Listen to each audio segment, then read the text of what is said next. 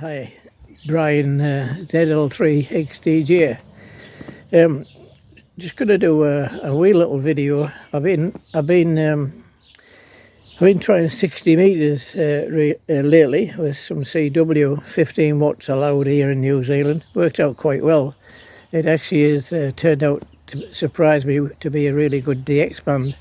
But a lot of people have been asking me, how did I get, what antenna did I use, and how did I get an antenna sorted for 60 meters.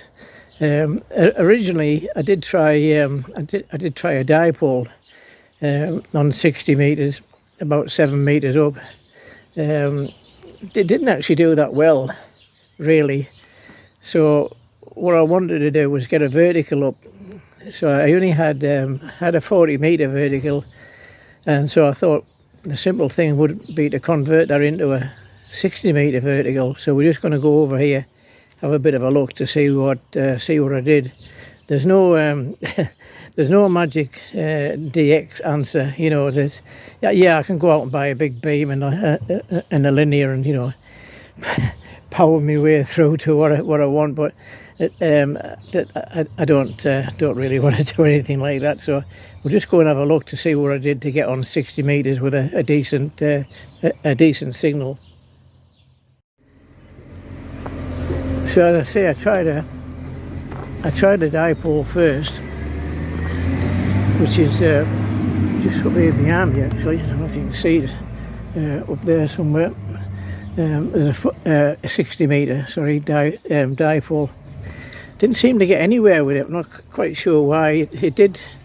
It was resonant and did get out, but didn't do very much really. I did try an inverted L before that.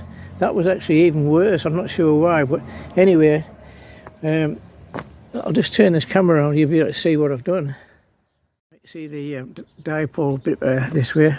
Where are we? Up there, 60 meter dipole, and I've got a 30 meter vertical stood behind it. But here is the, as I say, this is the 40 meter. Goes the 40 meter vertical, 10 meters. Usual stuff, radials at the bottom. You can see there's a few on the ground here and all over. Basically, all I did was I worked out roughly how much taller the mast needed to be for 60 meters, but I couldn't achieve that.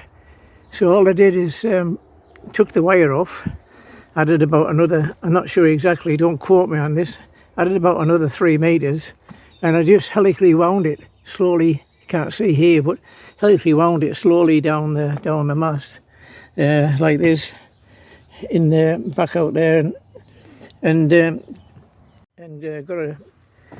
got a tune on it straight away about 1.4 to 1.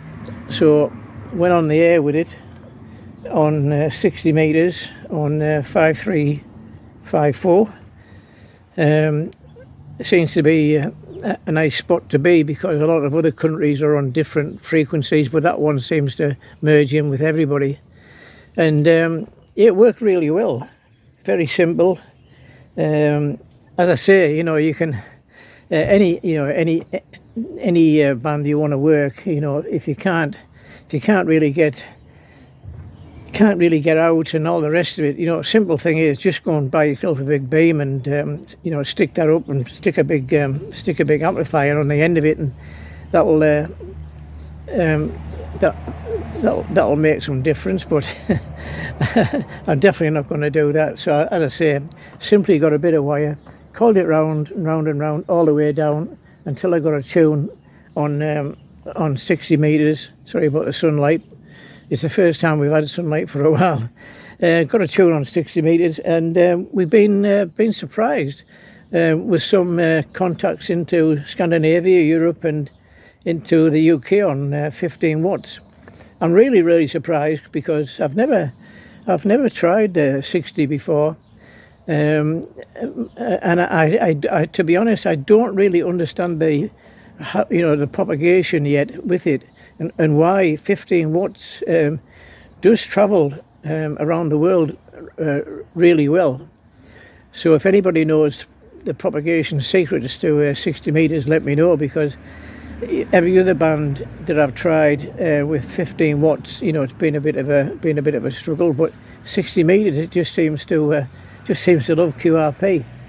Okay, we'll go and have a wee look. I think I've got a bit of audio from some of the contacts, and have a look at the logbook, and hopefully might inspire you to have a go on 60, and be great if I could hear you giving me a call. We'll go in the house and see what the story is in there.